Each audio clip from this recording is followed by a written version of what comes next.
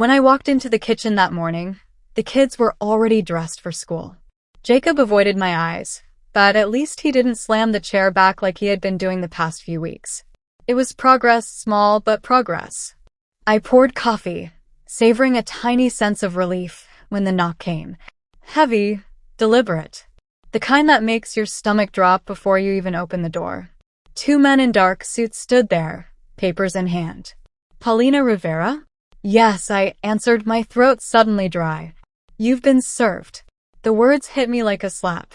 Grant arrived within the hour, flipping through the documents while I sat frozen at the dining table. His jaw tightened with every page. Custody petition, he muttered. And look at this, he's accusing you of being mentally unstable, financially irresponsible, and God. He exhaled sharply. He's claiming you're unfit to parent. I felt the blood drain from my face. He's trying to take my children. Grant looked up, his expression grim. Yes.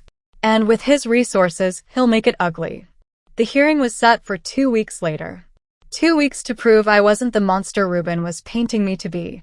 2 weeks to fight a man who had millions at his disposal, while I had barely enough to cover groceries.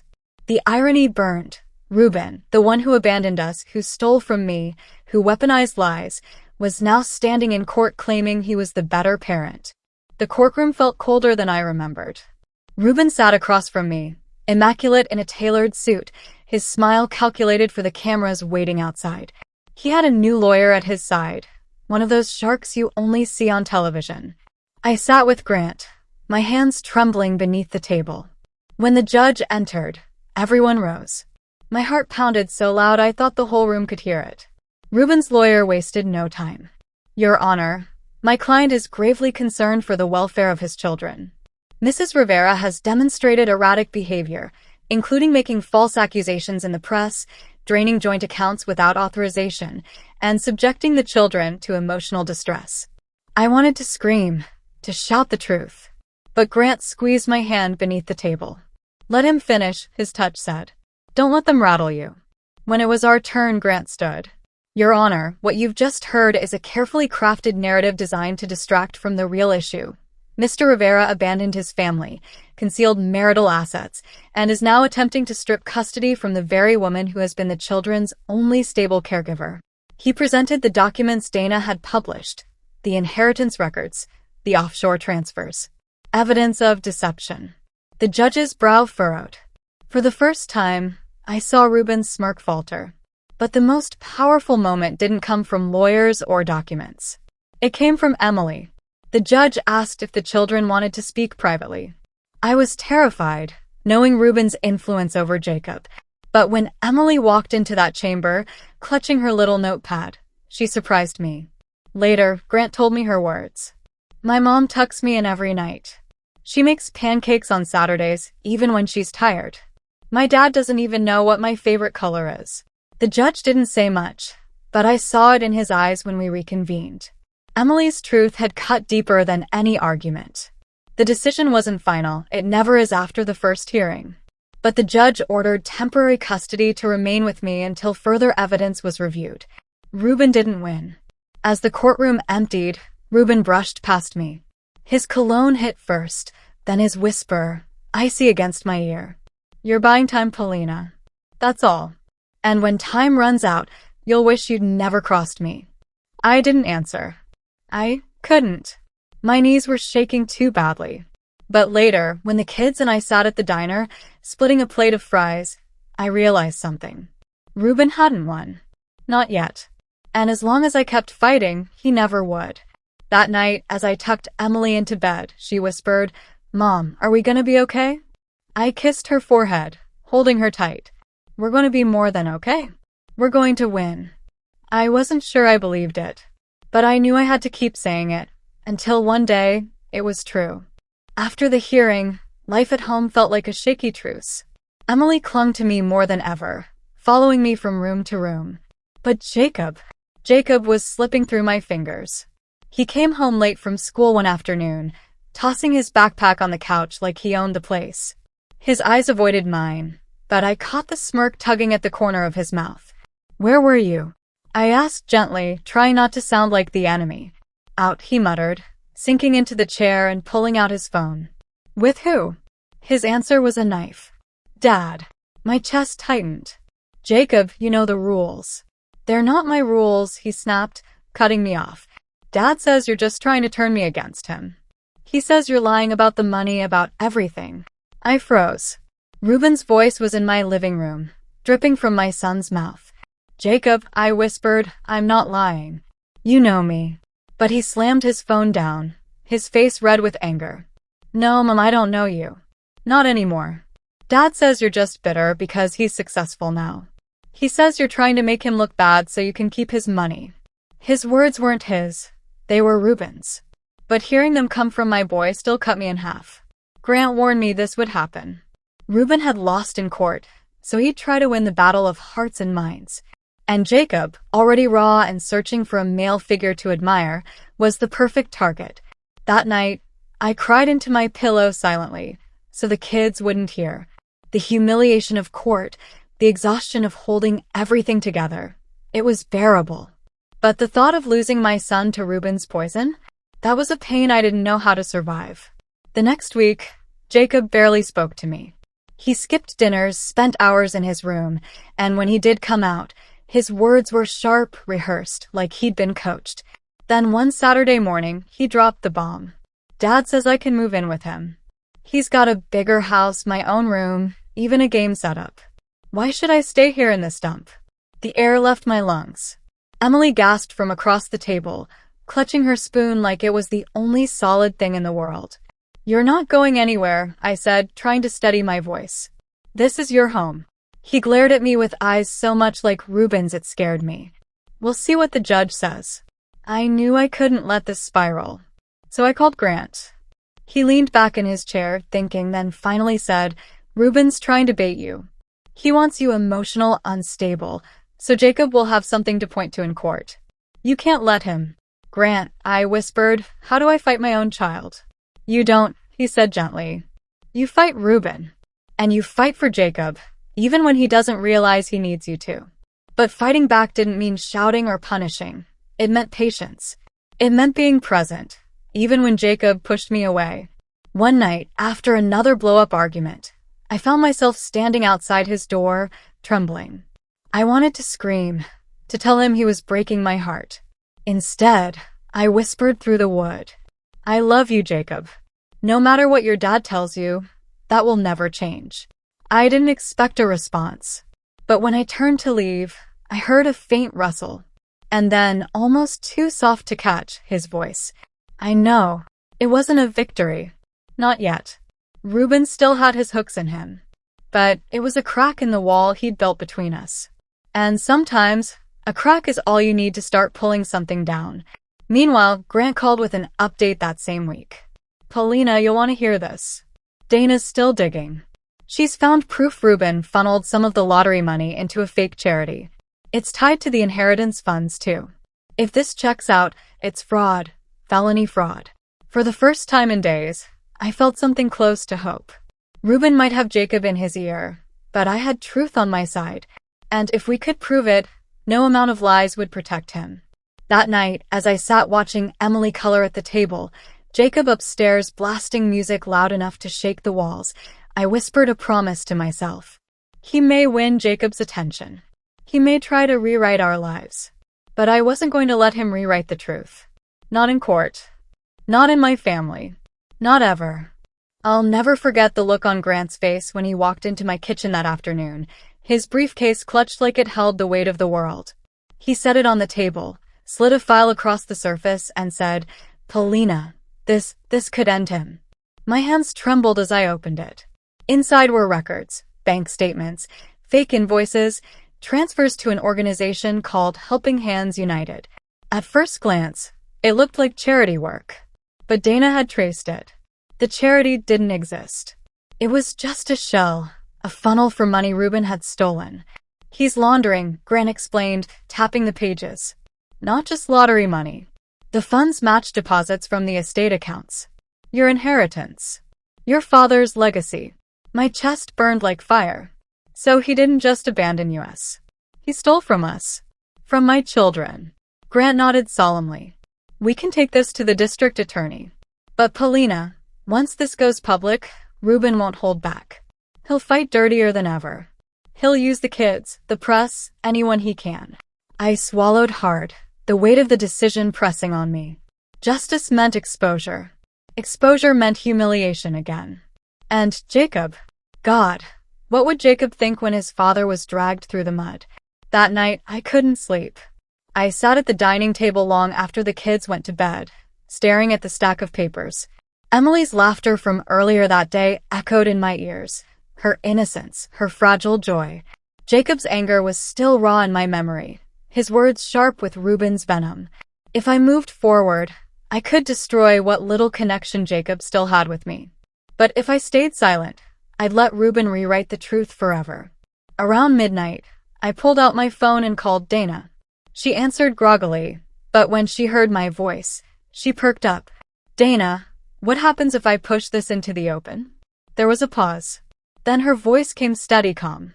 You reclaim your life, Paulina. You take back what he stole. But you have to be ready for the firestorm. The firestorm came sooner than I expected. 2 days later, someone leaked the story to the press. I don't know if it was Dana, Grant, or maybe even someone in the DA's office, but suddenly Reuben's name was splashed across the news. Lottery winner linked to fraudulent charity. By noon, reporters were camped outside my house. Microphones shoved in my face, cameras flashing every time I stepped outside. Emily cried, terrified of the strangers on the lawn. Jacob stormed out of his room, his face red with fury. You did this, didn't you? He shouted. You're trying to ruin Dad. Jacob, please listen. No. His voice cracked. You can hate him all you want, but he's still my dad. And you're making him look like a criminal. The knife twisted deeper. Jacob, I whispered, he is a criminal. He shook his head, tears spilling down his cheeks, and bolted out the door before I could stop him. Grant arrived minutes later, pushing past the swarm of reporters. Paulina, pack a bag. Both kids.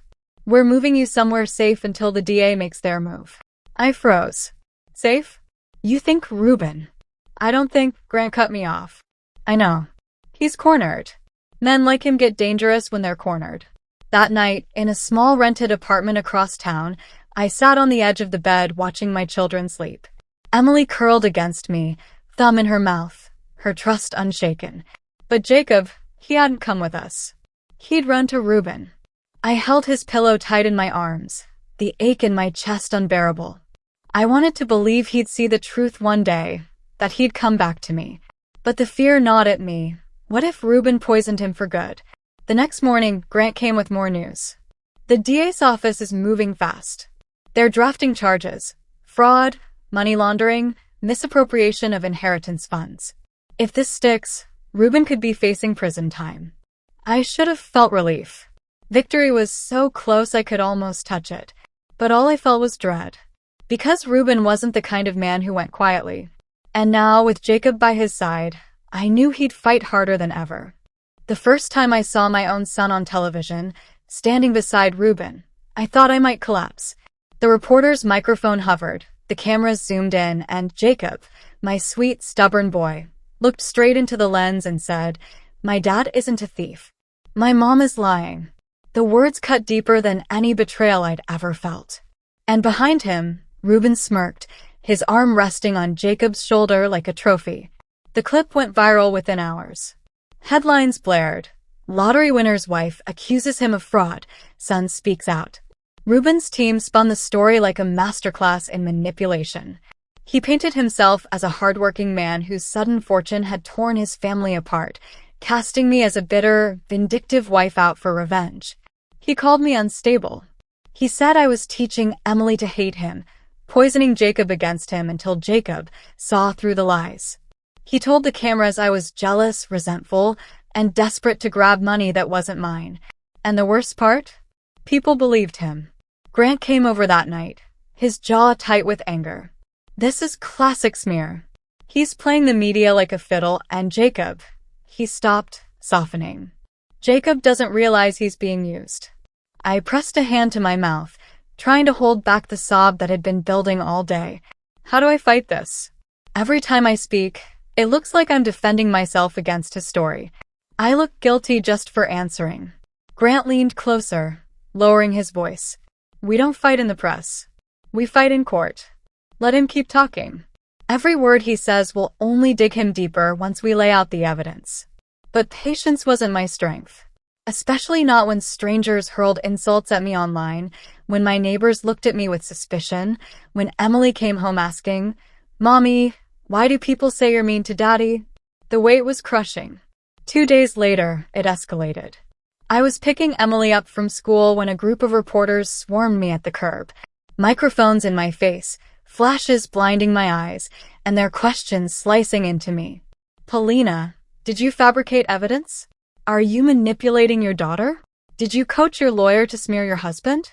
Emily clutched my hand, crying, and I snapped. I turned to the nearest camera and shouted, He stole from me. From my children. I won't be silenced just because he waves money at the world. The silence that followed was deafening, broken only by the frantic scribble of pens and the relentless clicking of cameras. That night, my words played on every channel. Some painted me as brave. Others painted me as unhinged. Reuben, of course, doubled down. He held a press conference, smug in his tailored suit, claiming I'd been mentally unstable for years and had fabricated documents to frame him. He was twisting reality, turning lies into truth and truth into lies. And Jacob, God Jacob, stood beside him again, nodding like every word was gospel. I sat on the couch, my body numb, as Emily crawled into my lap. Why is Jacob saying mean things about you, Mommy? She whispered. I kissed her forehead, my throat tight. Because he doesn't understand yet, baby. But he will. One day he will. When Grant came the next morning, I was ready to collapse into his arms. Instead, he brought resolve. Paulina, he said firmly, dropping a new folder onto the table. This is what will end him.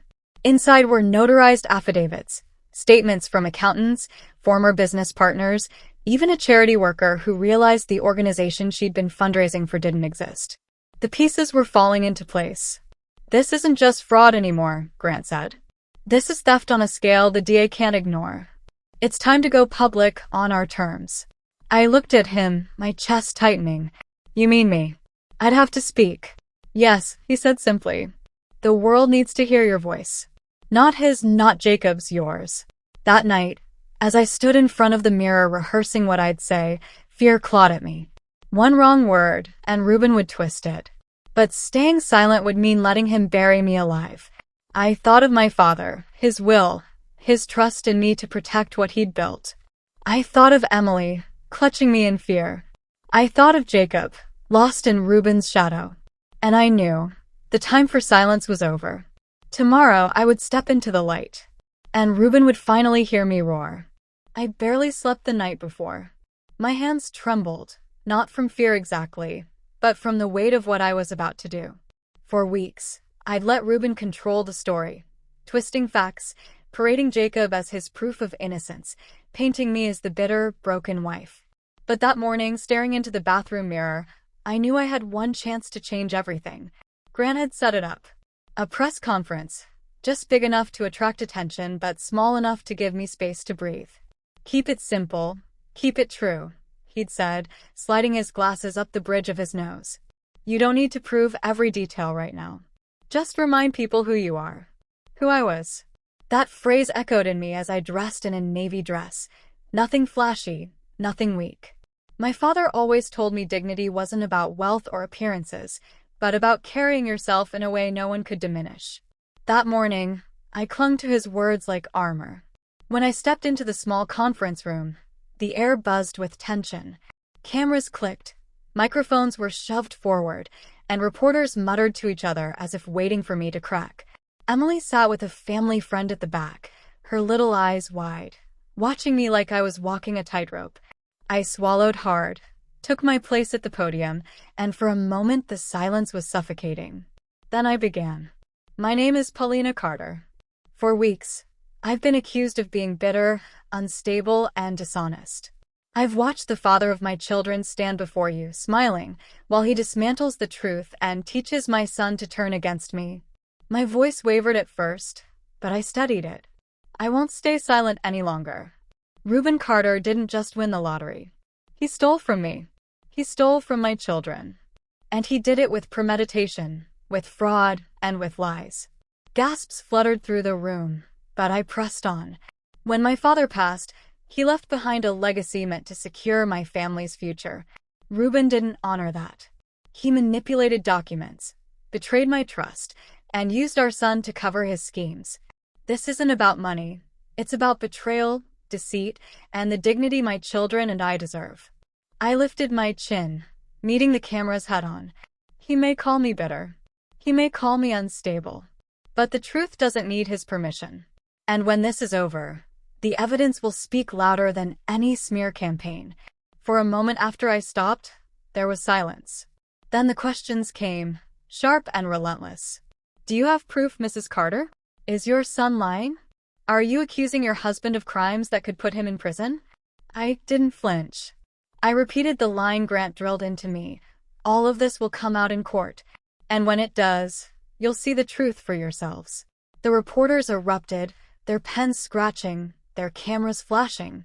But I didn't back down. I didn't look away.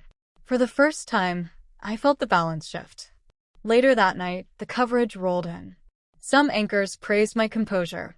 Others dissected my every word, asking if I was playing the victim.